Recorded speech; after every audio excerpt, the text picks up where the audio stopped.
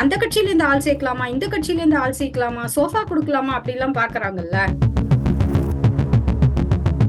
அவர் எல்லா கட்சிகளையும் குறிவைத்துதான் இந்த வீடு லீடர்ஸ் ஆரம்பிச்சிருப்பார். ஆனா இவர் பாத்தீங்கன்னா சமூக பணியில ஈடுபட்டுட்டு தான் அரசியலுக்கே வந்திருக்காரு. யானை மேல சவாரி அந்த யானை பாகன் ஏற்றி வைத்து என்ன இன்னும் அவருக்கு ஒரு சினிமாட்டிக் முகம் தான் கிடையாது. அது வேணா ஒத்துக்கொள்ளலாம்.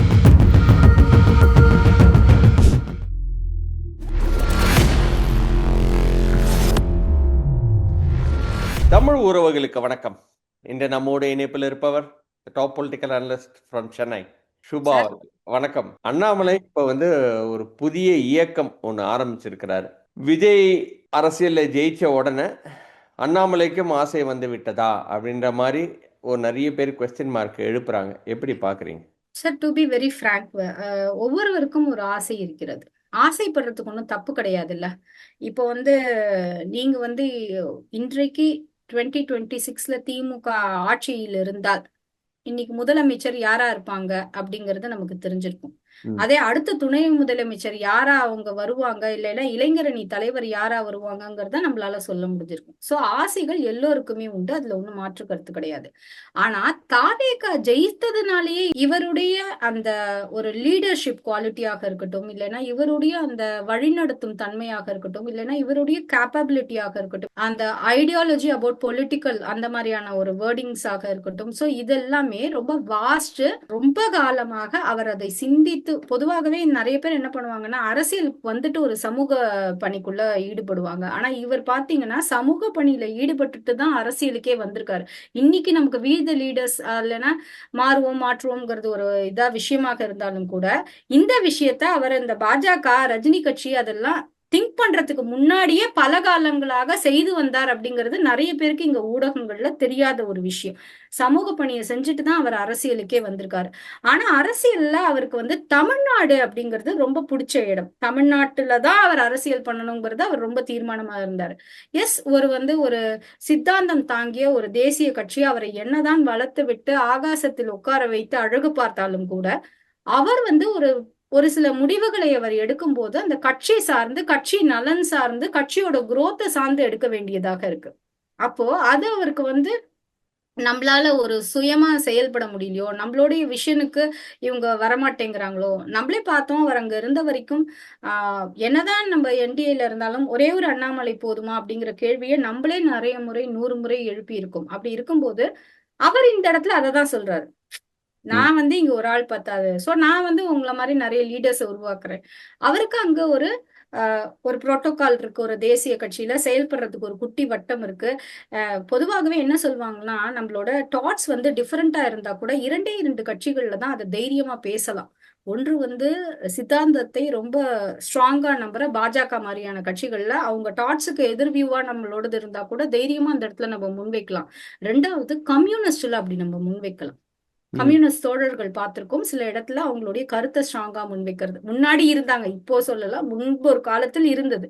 அப்படிப்பட்ட கட்சியில இருந்து கொண்டு அங்கு பயின்றவர்கள் அது சரியா வரல அப்படிங்கறதுனால அவங்களுக்கு எந்தவித தொந்தரவும் கொடுக்காமல் தன்னுடைய பாதையை தனியாக பார்த்து போகிறதுக்காக வந்திருக்காங்க. அதான் விஷயம். இதுல இன்னொரு விஷயம் என்னன்னா, இன்றைக்கு தாவேகா அரசுக்கு வந்த பிறகு இவங்களுக்கு ஒரு கவர்னன்ஸ் பண்ற ஆப்பர்ச்சுனிட்டி இருந்து கூட நான் என்ன ஃபீல் பண்றேன்னா, அந்த கவர்னன்ஸ் பண்ற ஆப்பர்ச்சுனிட்டியை விட்டுட்டு அந்த கட்சியில இருந்து ஆள் சேர்க்கலாமா, இந்த கட்சியில இருந்து ஆள் சேர்க்கலாமா, சோஃபா கொடுக்கலாமா அப்படி எல்லாம் பாக்குறாங்கல்ல. அது மாதிரி பண்ண வேணாம். இன்னுமே கூட ஸ்ட்ராங்கா போலீஸ்க்கு ஒரு ஹேண்ட் ஃப்ரீ கொடுத்தா அது இன்னுமே நல்லா இருக்கும்னு நினைக்கிறேன். ஏன்னா நம்ம பாக்குறோம், சனிக்கிழமைக்கு மாற்றுக் கட்சியினர் தாவேகாவில் இணையும் விழான்னு ஒரு பிரம்மாண்டமான விழா நடக்குது. எவ்ரி சாட்டர்டே அது நடந்துட்டு இருக்கு. ஆமா, அது ஒரு வருத்தம் இல்லையா சார்? நீங்க தாவேகால ஆல்ரெடி ஒரு ஓட்டு வாங்கிட்டீங்க, ஜெயிச்சிட்டீங்க. மாற்றுக் கட்சியினர் இணையறதெல்லாம் ஒரு விழாவா? அப்போ நீங்க கூட சென்ற 2021ல இருந்த திமுக ஆட்சி மாதிரி விளம்பர மாடல் அரசா இருக்கீங்களோ அப்படிங்கிற ஒரு எண்ணம் எங்களுக்கு எழுகிறது. மாற்று கட்சி அப்படின்னு நம்ம சொல்றோம்ல, ஏடிஎம்கேவா இருக்கட்டும், டிஎம்கேவா இருக்கட்டும், அவங்க யாருமே இப்ப அண்ணாமலை கிட்ட சேர மாட்டேன்றாங்களே இல்லையா? நீங்க தான் சார் அது தாவேக்கால ஒண்டி தானே ஜாயின் பண்றாங்க இப்ப அண்ணாமலை கிட்ட. ஏன்னா அண்ணாமலை ஒரு இயக்கம் ஆரம்பிச்சிட்டாரு. அவரும் ஒரு சார் ஒரு பொலிட்டிக்கல் இதை நோக்கி போயிட்டு இருக்கிறாரு, ஒரு தொலைநோக்கு பார்வை, ஒரு விஷனை நோக்கி போயிட்டு இருக்காரு. ஏன் நிறைய பேர் வந்து ஜாயின் பண்ண மாட்டேன்றாங்க? காங்கிரஸ் பாத்திருக்கீங்களா? ம். காங்கிரஸ் தமிழகத்துல தனியா நின்னா என்ன வாக்கு வங்கி வாங்குவாங்கன்னு நினைக்கிறீங்க? நீங்க சொல்லுங்க. 3 to 4% மேக்சிமம். வாங்குவாங்க. ம். அவங்களுக்கு இருக்கிற புத்திசாலித்தனத்தை பாத்தீங்களா? தேர்தலுக்கு முன்பு திமுகவிடம் பேரம் பேசி ஒரு ராஜ்யசபா சீட்டு, தேர்தலுக்கு பின்பு திமுகல வாங்கின 5 எம்எல்ஏ வந்து யாரால வாங்கினாங்கன்னு நினைக்கிறீங்க? காங்கிரஸ் டிஎம்கேனால தான், வேற இல்லைன்னா 3%. டிஎம்கேனால மட்டும்தான். அந்த கூட்டணினால, டிஎம்கேன்னு சொல்லக்கூடாது, டிஎம்கே கூட்டணியில் இருக்கும் விசிக எல்லாருனால மட்டும்தான். இப்ப விஜய் தனியா கட்சி ஆரம்பிச்சிருக்கு பாத்தீங்கன்னா, பெருவாரியான வாக்குகள் காங்கிரஸ் வாக்குகள் எல்லாம் போயிருக்கும். விஜய் கட்சி ஆரம்பிச்சு காங்கிரஸும் தனியா நின்றுந்தாங்கன்னா தெரிஞ்சிருக்கும் அன்னைக்கு அவங்களுக்கு கச்சேரி. டிஎம்கே மூலமாகவே வாக்குகளை வாங்கிவிட்டு, ஆனால் முதல் ஆளாக டொபுக்கடீர் என்று தாவேகாவுக்கு சப்போர்ட் செய்த இந்த காங்கிரஸ் அஞ்சு அஞ்சு எம்எல்ஏல 2 மினிஸ்ட்ரியும் வாங்கிட்டு ஒரு ராஜ்யசபா வீட்டு சீட்டும் வாங்குறாங்க. தேர்தலுக்கு ஒரு மாசம் முன்பு ஒரு ராஜ்யசபா திமுக மூலமாக, தேர்தலுக்கு பின்பு அடுத்த ராஜ்யசபா தாவேகா மூலமாக. சரி, சோ இதை நீங்க எப்படி நீங்க வந்து ஒரு கரெக்ட் நீங்க அனலைஸ் பண்ண முடியும்னு சொல்லுங்க. நான் அது இப்ப கரெக்ட்னு சொல்லவே வரலையே அவங்க இல்ல இல்ல வந்து. ஆ. இந்த மாதிரியான ஒரு கட்சிகள் வந்து இப்படி ஒரு சாரி சார், நீங்க என்ன கொஸ்டின் கேட்டீங்க சொல்லுங்க, நான் ஏன் வந்து மறந்துட்டேன். அண்ணாமலைகிட்ட யாரும் வந்து ஜாயின் எஸ் பண்ண மாட்டேன்றாங்க எஸ் அப்படின்றது ஓகே தான் வந்து. டன். சோ இந்த மாதிரி ஒரு காங்கிரஸ் மாதிரி எங்க வந்து இப்போ ஓப்பனிங் இருக்கு, தாவேகாவும் அதுக்கு வெயிட் பண்றாங்க, இணைப்பு விழா நடத்துறாங்க. அப்ப என்ன நினைக்கிறாங்க, ம். நம்ம வந்து ஆதரவு கொடுத்தோம்னா நமக்கு ஒரு போஸ்டிங் கொடுத்து உள்ள கூட்டிட்டு போயிடுவாங்க.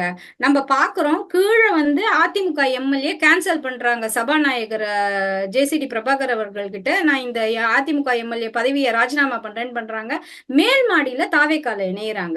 நம்ம இதுக்கு முன்னாடி எங்க பார்த்திருக்கோம்னா, ரெய்டு நடக்கும்போது அறிவாலயத்துல கூட்டணி பேரம் பேசப்பட்டதை பார்த்திருக்கோம். அதுக்கு ஈக்குவலாக தாவேகால ஆள் சேர்க்கும் முறையை நான் பாக்குறேன்.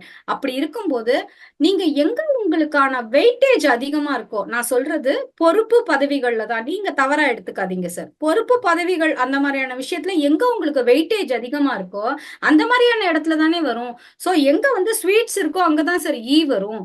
நீங்க ஒரு நீங்க நேத்து வரைக்கும் அன்ப்ரூவ்டு இப்ப லீடர், அண்ணாமலை இன்னைக்கு உங்ககிட்ட ஸ்வீட் இல்லைன்னு சொல்ல கூட்டணியில வரீங்க? இல்ல அண்ணாமலை இல்ல ஸ்வீட் இல்ல, அவர் வந்து. அண்ணாமலை அண்ணாமலை எதற்கு ஸ்வீட்டாக இருக்கணும்? He is a hot politician, ம். அன்காம்ப்ரமைஸ்டு பொலிட்டீஷியன். அதையும் நம்ம சொல்லணும்ல.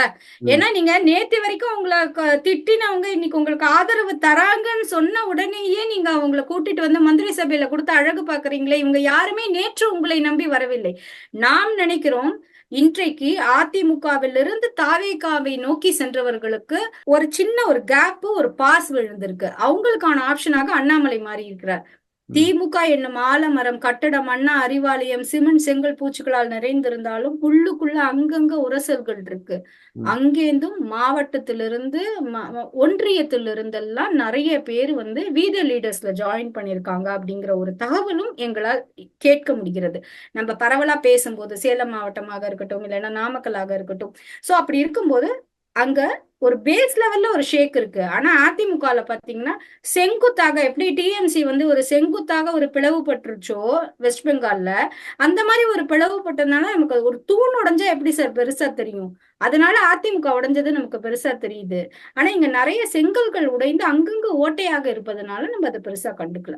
ஆனா எல்லா முதல்ல நீங்க இடத்துலயுமே வந்து பாத்தீங்கன்னா கிட்டத்தட்ட ஒரு 15 லட்சம் பேர் ஜாயின் பண்ணதா சொன்னாங்க ஒரு வாரத்துக்குள்ள. இப்ப வந்து அப்படியே என்ன ரொம்ப ஸ்தோபிச்சு போச்சு அப்படின்ற மாதிரி தானே ஒரு ஃபீலிங் வருது. இன்னைக்கு வந்து பெருசா ஒரு ஹாட் பேக் மாதிரி எதுவுமே நடக்கல.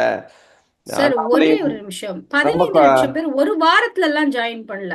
ம். ஒரே நாள்ல 17 லட்சம் பேர் ஜாயின் பண்ணாங்க. அது அப்படியே ஸ்டாக்னேட்டரா இருக்கு. நீங்க இந்த 17 லட்சம் பேர் ஜாயின் பண்ணிருக்காங்கல்ல, ம். இந்த நீங்க நினைக்கிறீங்களா பாஜகவை மட்டும்தான் குறிவைத்து அண்ணாமலை வீத லீடர்ஸ் ஆரம்பிச்சிருப்பாருன்ட்டு? ம். கிடையவே கிடையாது. அவர் எல்லா கட்சிகளையும் குறிவைத்துதான் இந்த வீடு லீடர்ஸ் ஆரம்பிச்சிருப்பாரு. அவருடைய விஷன் அப்படியாகப்பட்டதாகத்தான் இருக்கும். ஆனா அதிகமா அதுல வந்து ஒரு பிரேவாக சிக்கி கொண்டது பாத்தீங்கன்னா யாருன்னு பாத்தீங்கன்னா, அவர் பாஜக சித்தாந்தத்தை ஃபாலோ செய்ததுனால அவரால் ஈர்க்கப்பட்டு பாஜகவில் தன்னை முழுமையாக ஈடுபடுத்தி கொண்டவர்கள் அவரை நோக்கி அதிகமாக நகர்ந்திருக்கிறார்கள் அப்படிங்கறத நம்ம ஊடகங்கள்ல பார்க்க முடியுது. ஆனா அதை தாண்டி அவர் அனைத்து கட்சிகளுக்கும் விரித்த வலையாக தான் நான் இந்த வீத லீடர்ஸ பாக்குறேன். ஒரு ஒரு படிச்சவரு ஒரு இதுக்கு முன்னாடி அவருடைய பேச்சுக்கள்னால ஈர்க்கப்பட்டு நம்ம நம்ம நம்ம நல்லா பார்த்திருக்கோம். அவர் ஒரு எதிர்க்கட்சி கிடையாது, அவர் ஒரு கவுன்சிலர் கிடையாது, அவர் ஒரு எம்எல்ஏ கிடையாது, எம்பி கிடையாது. நீங்க இன்னும் சொல்ல போனா 2 தோல்வின்னு நீங்க அவரை நீங்க கூட டிஃபைன் பண்ணிக்கலாம். அந்த மாதிரி தோல்வி பெற்ற ஒருவருக்கு கூட அவர் ஏறினா ஒரு பேட்டி, இறங்கினா ஒரு பேட்டி, அப்பப்ப அங்க போறாருப்பா. சார்க் மாநாட்டுக்கெல்லாம் வந்து இந்தியா சார்பா அவர் போய் பங்கு பெற்றதெல்லாம் நம்ம பார்க்க முடிந்தது. அப்படிலாம் ஒரு அவருக்கான ஒரு ஓப்பனிங்ஸ் இருந்தது. அவர் நினைச்சிருந்தாருன்னா எப்படி வந்து ஒரு ராஜ்யசபா எம்பினால நீங்க தேர்தலே நிக்காம செலக்ட் பண்ணி சென்ட்ரலுக்கு போலாமோ அந்த மாதிரியான ஆப்பர்ச்சுனிட்டி எல்லாம் அவருக்கு இருந்தது. அதையெல்லாம் மீறி தமிழகம் வேண்டும், இங்க அரசியல் செய்ய வேண்டும் அப்படின்னு அவர் வந்திருக்காருன்னா அவர் விரித்த வலை பாஜகவுக்கு மட்டுமானது கிடையாது. எல்லா கட்சியினருக்கும் அவர் வரைவிரிச்சாரு. அதுல அதிகமா வந்து பாஜகவினர் சிக்கிக் கொண்டார்கள். அவ்வளவுதான் அதனாலதான் விஷயம். மோடியும் அமித்ஷாவும் மிகப்பெரிய ஒரு கடும் கோபத்துல இருக்கிறாங்க அப்படின்ற மாதிரி நியூஸ் எல்லாம் வருது. நீங்க எப்படி பாக்குறீங்க? அவங்கள தாண்டி இவரால வந்து ஒரு அரசியல் செய்ய முடியும் அப்படின்ற மாதிரி நீங்க பாக்குறீங்களா? ஏன்னா நீங்க சொன்ன மாதிரி பாஜகன்ற ஒரு குதிரை மேல தான் இவ்வளோ நாளா சவாரி செஞ்சு வந்திருக்கிறார். கிட்டத்தட்ட ஒரு 5-6 இயர்ஸா வந்து அந்த சவாரியை கடைசியில நட்டாத்துல விட்டுட்டு டப்புன்னு கிளம்பி வந்து தனி கட்சி அப்படின்ற மாதிரி போயிட்டாரு. இதனால கோபம் அடைய மாட்டாங்களா? சார், பாஜகங்கிறது யானை சார். பட் ஓகேவா? யானையா இருந்தாலும் இவரு குதிரை சவாரி செஞ்சதே ஒரு குதிரை மாதிரி நல்லா சவாரி செஞ்சு இல்ல யானை மேலேயே சவாரி செஞ்சாருன்னு வச்சுப்போம். யானை மேல சவாரி சார், அந்த செஞ்சு கடைசியில யானையின் யானை மீது பாகன். ஏற்றி வைத்து அழகு பார்த்ததே அந்த யானை இடம் கொடுத்ததுனால்தான் இவரால் அதில் மீது ஏறி அழகு பார்க்க நீங்கெல்லாம் பார்த்து ரசிக்கிறீங்கல்ல. அவர்ல யானை மேல சவாரி செஞ்சாருன்னு சொல்றீங்கல்ல. பாஜக தான் அண்ணாமலை அவர்களை நமக்கு காட்டியது. ஓகேவா? இப்படிப்பட்ட ஒரு இளைஞர் இருக்கிறாரு, இவருக்கான பொட்டன்ஷியல் இவ்வளவு இருக்குன்னு தெரிஞ்சுதான் அவங்க வந்து அவரை தமிழகத்துல கொண்டு வராங்க. அவரும் அதற்கான முயற்சிகள், அதற்கான முன்னெடுப்புகளை பக்கத்து வீட்டு பையன் மாதிரி இருக்காரு அப்படின்னு சொல்லிட்டு கிட்டத்தட்ட தமிழகம் எங்கும் முன் எப்போதும் இல்லாத அளவுக்கு, சென்ற தலைவர்கள்லாம் இல்லாத அளவுக்கு ஒரு ரீச் ஆன ஒரு விஷயங்கள் இவருக்கு அதுக்குள்ள நம்ம கொடுக்கலாம். இவரும் அதுக்காக உழைச்சாருங்கிறதையும் நம்ம மறந்துட முடியாது. எல்லாருமே என்று சொல்லுவாங்க. அப்படி இருக்கும்போது அவருக்கான ஒரு ஒரு பிளேஸ் வந்து குறுகியதாக வரும்போது அவர் இன்னும் எலாபரேட், அவருடைய விஷன் எலாபரேட்டா இருக்கும்போது அவர் அதுல இருந்து இறங்கி அடுத்ததை நோக்கி பயணப்பட வேண்டியிருக்கு. அப்படி பார்த்தா நம்ம யாரையுமே ஒரே கட்சியில இருக்கணும்னு நம்ம சொல்ல முடியாது சார். நீங்க எவ்வளவு பேர் இன்று காங்கிரஸ்ல இருந்து வந்திருக்காங்க. இன்னைக்கு டிஎம்சில யாரெல்லாம் டிஎம்சில இருந்து போட்டி போட்டாங்களோ அவங்க எல்லாம் இன்னைக்கு திடீர்னு வந்து சுவேந்து அதிகாரியோட நீங்க அவங்க வந்து நாங்க உங்களுக்கு ஆதரவு தரோம்னு வந்திருக்காங்க. இதனாலதான் சுவேந்து அதிகாரி 4ஆம் தேதியோ 5ஆம் தேதியோ சொன்னாரு டிஎம்சில இருந்து யார் வந்தாலும் லாக் முதல் 3 மாசத்துக்கு அப்படிங்கிற ஒரு விஷயத்தையே ஓபன் ஸ்டேட்மெண்டா அவர் கொடுத்ததையும் நம்மளால பார்க்க முடிஞ்சது. அப்படி இருக்கும்போது ஒவ்வொருக்கான விஷன், ஒவ்வொருக்கான தேடல் அதிகப்படும் போது, ஒவ்வொருக்கான விஷயங்கள் பார்வை வித்தியாசப்படும் போது அவங்கவுங்க விஷனை நோக்கி ஓடுறாங்க. அதுல வெற்றி தோல்வி அப்படிங்கறதுலாம் அவங்க இனிமே பயணப்பட போற பாதை, அதில் எடுக்கும் செயல்பாடுகள், அது எடுக்கும் முடிவுகளை பொறுத்து மாறுமே ஒழிய நீங்க வந்து இதனால கோவம் அது அப்படிலாம் கோவம் எல்லாம் பட்டிருந்தாங்கன்னு வச்சுக்கோங்களேன், ஏன் வந்து அவங்க வந்து லெட் ஹிம் கோ அப்படின்னு சொல்லிட்டு அலோவ் பண்ணிருக்க போறாங்க? அப்படியே ஒருவர் கோபப்படுவதனாலேயே ஒருத்தரை ஒண்ணும் இல்லாம பண்ணிட முடியுமா? இங்க எல்லோருமே என்ன மாதிரியான ஒரு பயத்தை காட்டுறீங்கன்னா, பாஜக வந்து ஒரு பூச்சாண்டி அப்படிங்கிற மாதிரியான பயத்தை காட்டுறீங்க. பாஜக என்றைக்கும் யாருக்கும் பூச்சாண்டி கிடையாது. எனக்கு தெரிந்த வரையில் நீங்க பாக்குற பார்வை, நீங்க தான் அப்படி சொல்றீங்களோ அவங்கள பூச்சாண்டியா அப்படிங்கிற மாதிரி தான் நினைக்கிறேன். நிறைய பேர் சொன்னா, மோடி அமித்ஷா அங்க உட்கார்ந்து கொண்டு என்ன செய்து கொண்டு இருக்கிறார்கள். ஏன் அவங்களுக்கு தமிழகத்தை பத்தி ஒன்னும் பிரச்சனையே இல்லப்பா. அவங்களுக்கு நிறைய 23 மாநிலங்கள்ல இருக்காங்க, ஒவ்வொரு இடமா தான் வராங்க. என்ன ஒரே ஒரு வருத்தமான விஷயம், இங்கு தாவேகாவிற்கு சப்போர்ட் செய்ததுனாலேயே தாவேகாவின் முதுகில் ஏறி இன்று காங்கிரஸ் ஆட்சி செய்ய நினைக்கிறதோ இந்தியா முழுவதும் அப்படிங்கிற ஒரு எண்ணமாகத்தான் நான் இந்த வியூவை பாக்குறேன். சரி, லாஸ்ட் அண்ட் ஃபைனல் கொஸ்டின். இந்த 5 கான்ஸ்டிடென்சி எலெக்ஷன் இப்போ வரப்போகுது. ஏன்னா வந்து நிறைய பேர் ராஜினாமா பண்ணி அதிமுகலையும் ராஜினாமா பண்ணி இன்னைக்கு தாவேகால இணைஞ்சிட்டாங்க. பட் இருந்தாலும் அந்த 5 கான்ஸ்டிடென்சி எலெக்ஷனில் வந்து இன்னைக்கு அண்ணாமலை போட்டி போடுவாருன்ற மாதிரி நீங்கள் நினைக்கிறீங்களா? அதுக்கு வாய்ப்புகள் இருக்கா உங்களோட சரி, எனக்கு வந்து அதை பத்தி இந்த இடைத்தேர்தல் அப்படிங்கறதே தமிழகத்துல எப்படி நடந்திருக்குங்கிறது நம்ம எல்லோருக்குமே தெரியும். ஒரு உண்மையாகவே ஒரு நல்ல ஒரு ஸ்ட்ராங்கான ஒரு ஒரு பொலிட்டிக்கலை உற்று நோக்கும் யாராக இருந்தாலும், இந்த கட்சி அந்த கட்சி பாஜக காங்கிரஸ் அப்படிலாம் கிடையாது. யாராக இருந்தாலும் நீங்க வந்து காங்கிரஸை பிடிச்சாலும் பிடிக்காட்டியும், மாணிக் தாகூர் அவர்கள் சில இடங்கள்ல காங்கிரஸ் தலைமையை எதிர்த்த போது தன்னுடைய கருத்துக்களை நேர்மையாக வைத்த போது அவரை பார்க்கும்போது ஒரு குட் பொலிட்டீஷியன் அப்படின்னு நமக்கு சில இடங்கள்ல தோன்றி இருக்கு. காங்கிரஸ்ல இளம் வயதினருக்கான ஓப்பனிங் இல்ல அப்படின்னு கார்த்திக் சிதம்பரம் அவர்கள் நேரடியாக மக்கள் மன்றத்தில் ஒத்துக்கொள்ளும் போது அவரை பார்க்கும்போது அவர் மீது ஒரு மரியாதை வந்திருக்கிறது. இர்ரெஸ்பெக்டிவ் ஆஃப் கட்சி, சில இடங்கள்ல ஒரு பொலிட்டீஷியன் நேர்மையாக தன்னுடைய குறைகளை, குற்றங்களை, தான் சார்ந்த கட்சி குற்றங்களை ஒத்துக்கொள்ளும் போது ஒரு மரியாதை வந்திருக்கிறது. அப்படித்தான் அண்ணாமலை அவர்கள் மீதும் ஒரு நம்பிக்கை இருக்கிறது.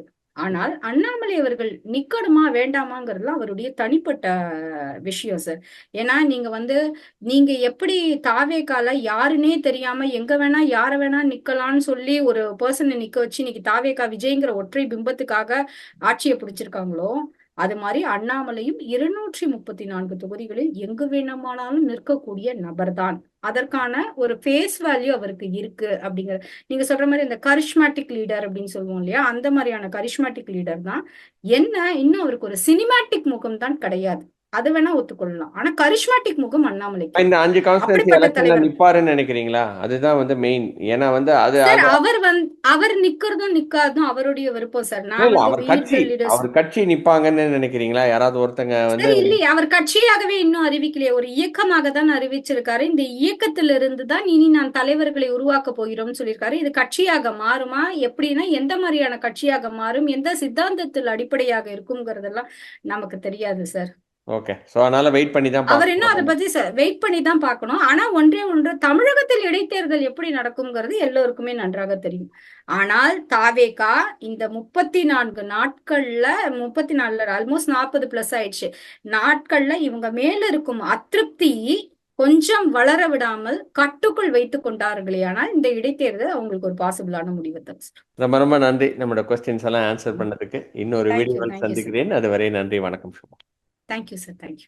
ஆன் வாய்ஸ் வீடியோஸை லைக் பண்ணுங்க, ஷேர் பண்ணுங்க, சப்ஸ்கிரைப் பண்ணுங்க, அண்ட் மறந்துடாம பெல் பட்டனை பிரஸ் பண்ணுங்க.